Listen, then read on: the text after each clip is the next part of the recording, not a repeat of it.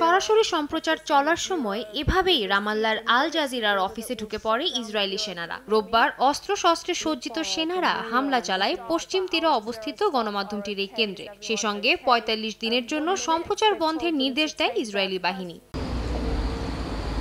প্রায় ১১ মাস ধরে গাজায় নারকীয় তাণ্ডব চালাচ্ছে দখলদার ইসরায়েল। গাজার পাশাপাশি হামলা চালানো হচ্ছে অধিকৃত পশ্চিম তীরেও। যুদ্ধের শুরু থেকেই সাধারণ ফিলিস্তিনিদের উপর নেতানিয়াহু বাহিনীর বর্বরতার চিত্র বিশ্ববাসীর সামনে তুলে ধরছে কাতার ভিত্তিক সংবাদ মাধ্যম আল জাজিরা। বেশ কিছু জায়গায় ফিলিস্তিনিদের দুর্দশা তুলে ধরার একমাত্র গণমাধ্যমই এটি। রোববার সংবাদ মাধ্যমটির পশ্চিম তীরের অফিসেও হামলা চালিয়ে সেই সুযোগও বন্ধ করে দেয় দখলদাররা।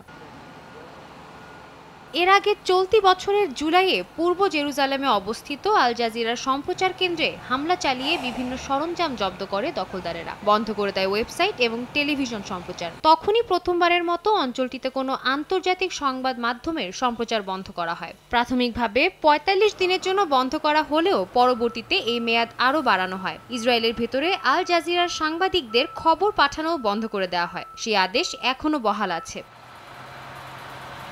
ইসরায়েলের সম্প্রচার কেন্দ্র বন্ধ করে দেওয়া হলেও ফিলিস্তিনের অংশ হিসেবে গাজা উপত্যকা এবং পশ্চিম তীরের কেন্দ্র থেকে স্বাভাবিকভাবেই পরিচালনা করা হচ্ছিল আল জাজিরার প্রচার। তবে রোববারের হামলার পর তা বন্ধ হয়ে গেল। গাজা যুদ্ধের ২৪ ঘন্টার সংবাদ ছাড়াও হামাসের বিভিন্ন নেতাদের বক্তব্য প্রকাশ করেছে আল জাজিরা, যা ইসরায়েলের নিরাপত্তার জন্য হুমকি বলে মনে করছেন প্রধানমন্ত্রী বিনিয়ামিন নেতানিয়াহু সহ বেশ কয়েকজন ইসরায়েলি কর্মকর্তা। তবে এই অভিযোগ ভিত্তিহীন বলে দাবি করছে কাতার ভিত্তিক এই সংবাদ মাধ্যম। সাদিয়া তাসনিম, সময় সংবাদ।